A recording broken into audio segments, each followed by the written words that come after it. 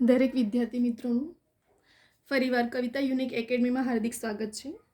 આજે આપણે એક નવો સબ્જેક્ટ, નવો ટોપિક સાથે, બરાબર. કેટલાક સ્ટુડન્ટે મને ડિમાન્ડ રિક્વેસ્ટ કરી હતી કે મેમ તમે જીપીએમસી એક્ટ 1949ના એસએમસી એક્ઝામ વિશે, બરાબર, કઈ એક્ઝામ? એસએમસી એક્ઝામ વિશે, કેમ કે હાલમાં લેટેસ્ટ એક્ઝામમાં ફોર્મો ભરાઈ રહ્યા છે અને ભરાઈ પણ ગયા છે. એમાં એક છે આપણો એસએમસી એક્ઝામ વિશે પણ, બરાબર.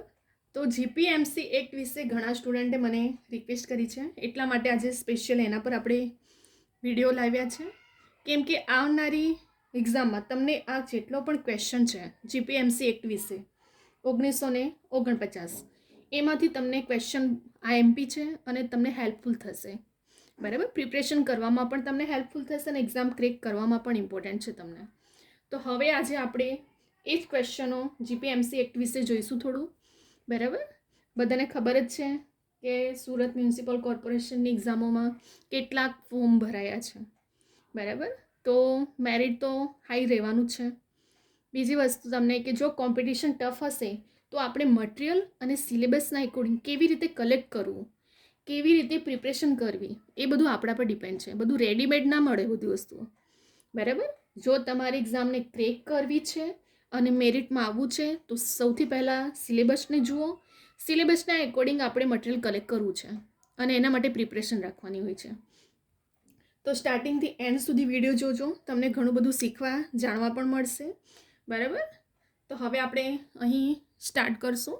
સૌથી પહેલાં તો જીપીએમસી એક્ટ 1949 કયા વર્ષમાં પસાર કરવામાં આવ્યો હતો? જો કે આન્સર તો આ ક્વેશ્ચનમાં જ છે, પણ આપણે તમને એવું પણ પૂછી શકીએ છીએ.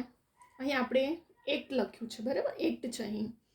તો કયા વર્ષમાં કીધું છે? તો આ જીપીએમસી એક્ટ 1949 એ વર્ષ પણ 1949માં જ પસાર કરવામાં આવ્યો હતો, બરાબર. ત્યાર પછી કોર્પોરેશનના સભ્યો સામાન્ય કાર્યકાળ કેટલા વર્ષનો હોય છે? તો કોર્પોરેશનના સભ્યોનો તમને ઓપ્શનમાં કઈ આપશે? 5 વર્ષ, 3 વર્ષ, 2 વર્ષ, 4 વર્ષ. તો તમને પછી ત્યાં ખબર હોવું જોઈએ કે કોર્પોરેશનના સભ્યોનો સામાન્ય પૂછ્યું છે, સામાન્ય કાર્યકાળ 5 વર્ષ હોય છે. કેટલા વર્ષનું હોય છે? 5 વર્ષનું હોય છે. ત્યાર પછી આવે છે મહાનગરપાલિકામાં સ્થાયી સમિતિમાં કેટલા સભ્યો હોય છે? 12, 10, 3, 11 એવી રીતે આપશે ઓપ્શન. તો તમને ખબર હોવું જોઈએ કે મહાનગરપાલિકામાં સ્થાયી, અસ્થાયી અને સ્થાયી, હા, બંને ધ્યાન રાખજો. અહીં તમને કીધું છે સ્થાયી સમિતિ. તો સ્થાયી સમિતિમાં કેટલા સભ્યો હોય છે? 12 સભ્યો હોય છે. કેટલા સભ્યો હશે? 12 સભ્યો. તમને પેપર સેટર કન્ફ્યુઝ પણ કરી શકે છે, તો ધ્યાન રાખજો, એક એક વર્ડને પકડવાનું હોય છે આપણે. અહીં તમને ઉતાવળમાં સ્થાયી અને અસ્થાયીમાં પાછા થોડું ધ્યાન રાખજો, બરાબર. સ્થાયી સમિતિ કહે તો પછી 12 સભ્યો હોય છે. ક્લિયર? ત્યાર પછી આવે છે જીપીએમસી એક્ટની કઈ કલમ હેઠળ મિલકત વેરો વસૂલ કરવામાં આવે છે? બરાબર. તો જીપીએમસી એક્ટની કલમ 127 મુજબ કયો વેરો? મિલકત વેરો વસૂલ કરવામાં. જો આ કલમ પણ મોસ્ટ આઈએમપી છે, હા, એમ એટલે તમને પૂછાશે એટલે થોડું વધારે ફોકસ કરજો. કલમ પણ તમારે યાદ રાખવું પડશે. કઈ એક્ટમાં? GPMC act 1949. સ્પેશિયલ મેં એક વિડીયો કલમ માટે પણ લઈને આવીશ, મોસ્ટ આઈએમપી કલમ હશે એમાં, બરાબર. તો અહીં જીપીએમસી એક્ટની કઈ કલમ હેઠળ મિલકત વેરો વસૂલ કરવામાં આવે છે? તો કલમ 127ના એકોર્ડિંગ કયો વેરો? મિલકત વેરો વસૂલ કરવામાં આવે છે. ક્લિયર? ત્યાર પછી આવે છે મ્યુનિસિપલ કમિશનરની નિમણૂક કોણ કરે છે? તો પછી તમને ખબર હોવું જોઈએ કે મ્યુનિસિપલ કમિશનરની નિમણૂક રાજ્ય સરકાર કરે છે. કઈ સરકાર કરે છે? આ જીપીએસસીની એક્ઝામમાં પણ ઇમ્પોર્ટન્ટ છે. જે જીપીએસસીની તૈયારી કરતા હોય સ્ટુડન્ટ્સ, એમના માટે પણ ઇમ્પોર્ટન્ટ છે, બરાબર. તમને ક્વેશ્ચન પૂછી શકાય. મ્યુનિસિપલ કમિશનરની નિમણૂક કોણ કરે છે? તો રાજ્ય સરકાર કરે છે. કોણ કરે છે? રાજ્ય સરકાર મ્યુનિસિપલ કમિશનરની નિમણૂક તમને આપી શકે છે ઓપ્શનમાં, કેન્દ્ર સરકાર, રાજ્ય સરકાર, એવી રીતે, બરાબર. તો તમને ખબર હોવું જોઈએ કે મ્યુનિસિપલ કમિશનરની નિમણૂક કોણ કરતું હોય છે? રાજ્ય સરકાર કરતું હોય છે. ત્યાર પછી જન્મ અને મરણની નોંધણી કઈ કલમ હેઠળ ફરજિયાત છે? બરાબર. તો જન્મ અને મરણની નોંધણી એ કલમ 390 હેઠળ શું છે? કમ્પલસરી છે, ફરજિયાત છે ત્યાં, બરાબર. કોની? જન્મની અને મરણની નોંધણી માટે.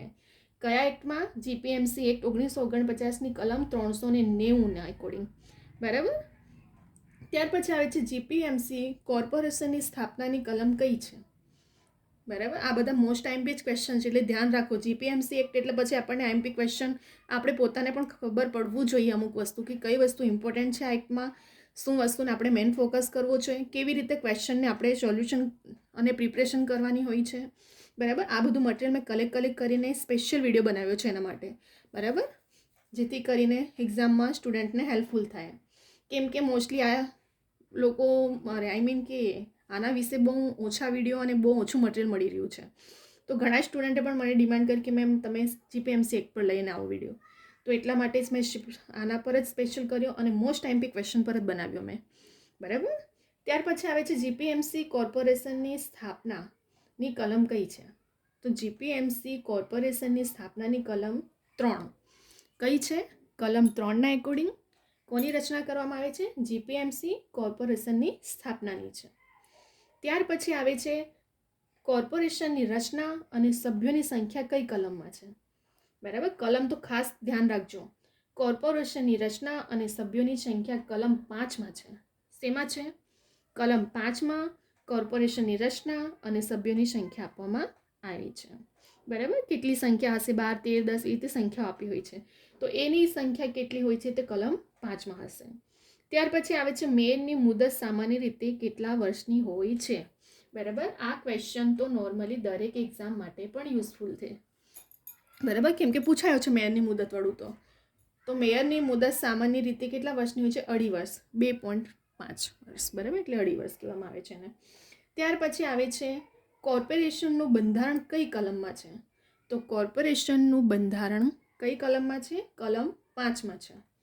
કઈ કલમમાં છે. તમને એક્ઝામમાં 5, 6, 4, 3 એવી રીતે તમને કન્ફ્યુઝ કરશે. તમને ખબર હોવું જોઈએ કે કોર્પોરેશનનું બંધારણ પૂછ્યું છે તો પછી કલમ 5માં જ હોવું જોઈએ. અને જો મેયરની મુદત કહે તો તમને 2 વર્ષ, 5 વર્ષ, 4 વર્ષ, મોસ્ટલી સ્ટુડન્ટ 5 વર્ષ ફિક્સ કરીને નહીં આવતા. 5 વર્ષ છે કોર્પોરેશનના સભ્યોની છે. અને અહીં પૂછ્યું છે મેયરની મુદતનું છે. તો મેયરનું મુદતનું કેટલું છે. 2.5 વર્ષનું છે. બરાબર. તો આપણા 10 માર્ક્સ માટે અહીં 10 ક્વેશ્ચન કમ્પ્લીટ થઈ ગયા પ્રિપરેશન માટે. કઈ એક્ટમાં. જીપીએમસી એક્ટ 1949 માટે. બરાબર. આ મોસ્ટ આઈએમપી ક્વેશ્ચનો છે. તમને એક્ઝામમાં પૂછે તો તમને પછી ક્લિયર હોવું જોઈએ 10 ક્વેશ્ચન. બરાબર. કેમ કે હાલમાં લેટેસ્ટમાં જીપીએમસી એક્ટ આપણું 1949 તો છે જ સિલેબસમાં. બરાબર. તો એસએમસીની એક્ઝામની જે કોમ્પિટિશન ટફ છે હાલમાં, ફોર્મો પણ ઘણા ભરાયા છે. તો આપણે મટીરિયલ કલેક્ટ કરવું, એની રીતે પ્રિપરેશન કરવું, એ બધું બહુ મેટર કરે છે કે તમે કેવી રીતે મટીરિયલને કલેક્ટ કરી રહ્યા છે. બરાબર.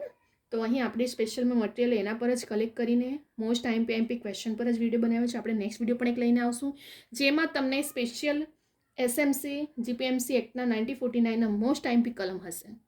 બરાબર. તો અહીં આપણે 10 ક્વેશ્ચન સોલ્વ કરી લીધું. બરાબર. જોઈ પણ લીધું હવે આપણે. અને બીજી વસ્તુ કે તમે જ્યારે પણ પ્રિપરેશન કરો, બરાબર. કેટલાક સ્ટુડન્ટો મને એવું પૂછતા હોય છે કે મેમ હાલમાં લેટેસ્ટમાં ઘણી એક્ઝામો આવી રહી છે. ઘણી એટલે લેટેસ્ટમાં ઘણી બધી એક્ઝામો આવી છે અને આવવાની પણ ફૂલ તૈયારી છે. તો એટલા માટે તમે પ્રિપરેશન એવું નહીં કરો તો કમ્પ્લીટલી કરો. જો કેટલાક સ્ટુડન્ટ એવા છે કે જે 2 એક્ઝામ 3 એક્ઝામની કરવા માંગતા હોય, તો સૌથી પહેલાં તો તમે જે મેન સિલેબસ હોય છે ને, બંને દરેક એક્ઝામનો સેમ સિલેબસ હોય છે, એને પહેલાં પ્રિપરેશન કરો. બરાબર. જેમ કે 2-3 એક્ઝામની તમે ફોર્મ ભર્યા છે, હવે બંને 1-2 મહિનાની અંદરમાં આવવાની છે, તો તમારે શું કરવું. સૌથી પહેલાં તો બંને એક્ઝામનો જે સેમ સિલેબસ હોય ને એને પહેલાં કવર કરો. અને ત્યાર પછી જે અલગ પડે છે તેને ધીરે ધીરે કમ્પ્લીટલી ટાઈમ લિમિટમાં કે હા હવે આ એક્ઝામમાં આવવાની છે, ફોર્મ જેનું પહેલાં ભરાયું છે એની આપણે બાકીના સિલેબસનું કવર કરીએ. તો પ્રિપરેશન એને જ કહેવામાં આવે છે કે તમે સ્માર્ટ પ્રિપરેશન અને તમારું સ્માર્ટ માઇન્ડ દોડાવો ત્યાં. બરાબર. કે આપણે કેવી રીતે પ્રિપરેશન કરવી, કેટલા ટાઈમિંગમાં આપણું કમ્પ્લીટ થશે, બધી એક્ઝામ સાથે જ છે, લેટેસ્ટમાં જ છે, તો કેવી રીતે એક સિલેબસને કવર કરવું અને બીજી બધી બુકો વસાવીને ગોખવાનું અને જે ફ્રેન્ડ કે એ બધું નહીં કરવા બેસવાનું.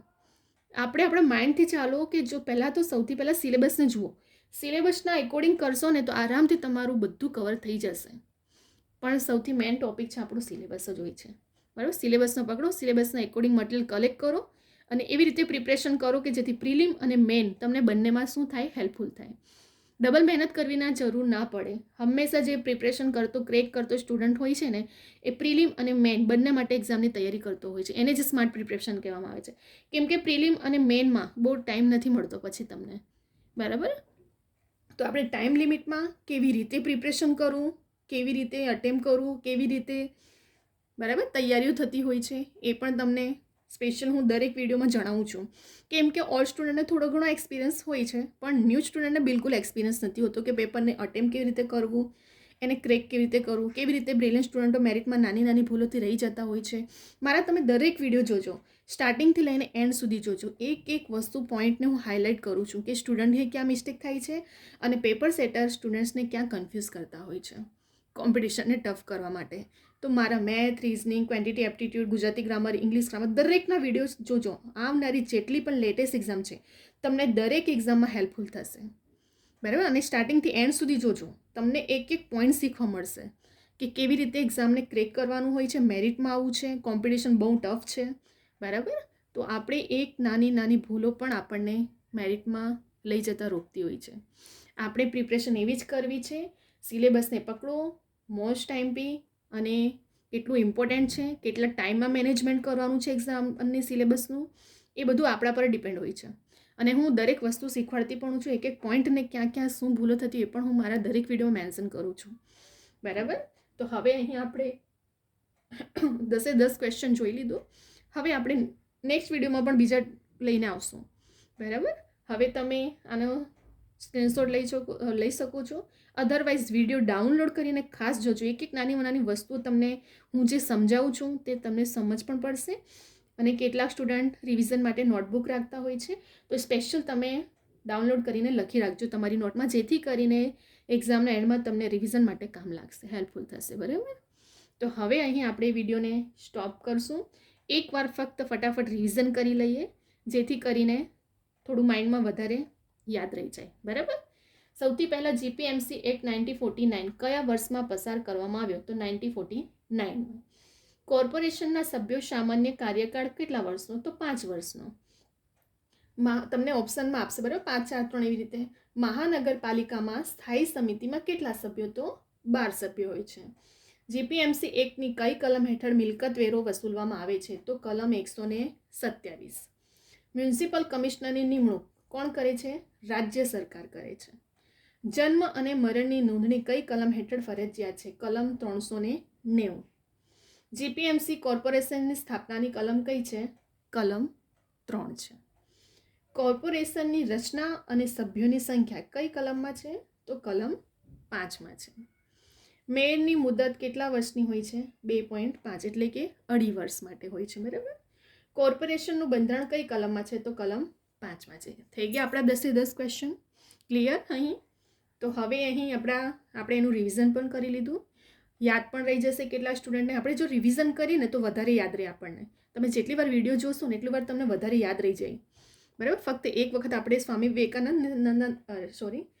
વિવેકાનંદ નથી કે આપણે એક વખત રીડ કરશું ને યાદ રહી જશે, એટલે આપણે તો રિપીટ કરવું પડે છે સ્ટુડન્ટ્સને, બરાબર. તો રિવિઝન માટે લખી રાખજો, ડાઉનલોડ કરી રાખજો. 1 થી 2 3 વખત જોશો વિડીયો એટલે યાદ પણ રહી જશે તમને ક્વેશ્ચન, બરાબર. કલમો પણ યાદ રહી જશે. તો હવે અહીં આપણે વિડીયોને સ્ટોપ કરી રહ્યા છે. નેક્સ્ટ વિડીયો આપણે બીજા પણ ટોપિક લઈને આવશું એસએમસી એક્ઝામ રિલેટેડ, બરાબર. તમને આ વિડીયો ગમ્યો તો લાઈક કરવાનું ભૂલતા નહીં. તમે જો લાઈક કરશો, કમેન્ટ કરશો તો મને પણ થોડું મોટિવેશન મળે છે, જેથી કરીને હું બીજા બધા પણ આવા ટોપિક પર સ્પેશિયલ વિડીયો લઈને આવીશ, બરાબર.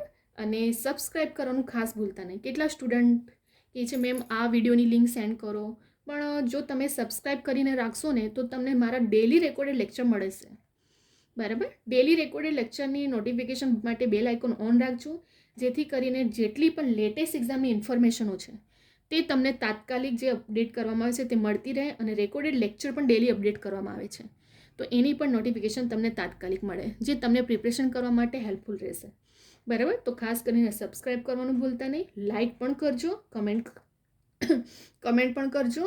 અને કવિતા યુનિક એકેડમી મારી ઇન્સ્ટાગ્રામની આઈડી છે. કોઈ પણ ક્વેશ્ચન ક્વેરી હોય કે, બરાબર, ઘણા સ્ટુડન્ટો મને પૂછતા પણ હોય છે અને સોલ્યુશન પણ હું આપું છું, તો કોઈ પણ ક્વેશ્ચન ક્વેરી હોય મને પૂછી શકો છો, બરાબર. તો હવે અહીં આપણે વિડીયોને સ્ટોપ કરી રહ્યા છે. તમારા સ્ટુડન્ટ મિત્રો, ફ્રેન્ડને પણ શેર કરજો. દરેક સ્ટુડન્ટ સુધી આ વિડીયો પહોંચે એવી મારી આશા છે, કેમ કે મોસ્ટલી આ ટોપિક કોઈને મળી નથી રહ્યો, બહુ ઓછું રેડલી આના પર ચાલી રહ્યું છે. તો આપણે મટીરિયલ કલેક્ટ કરીને મોસ્ટ ટાઈમ ક્વેશ્ચન લઈને આવ્યા છે અહીં. તો તમારા ફ્રેન્ડને પણ શેર કરજો, દરેક વિડીયો પહોંચે દરેક સ્ટુડન્ટ સુધી. ઘણા બધા કોચિંગ લઈ રહ્યા છે, કેટલા સ્ટુડન્ટ કોચિંગ એફર્ટ નથી કરી શકતા તો જાતે પણ પ્રિપરેશન કરે છે, તો એમના માટે પણ આ હેલ્પફુલ રહે અને વિડીયો દરેક સ્ટુડન્ટ સુધી પહોંચે એવી મારી આશા છે. બરાબર, હવે આપણે નેક્સ્ટ વિડીયોમાં બીજા બધા ક્વેશ્ચન અને ટોપિક સાથે આવશું. બરાબર, અહીં વિડીયોને આપણે સ્ટોપ કરી રહ્યા છીએ.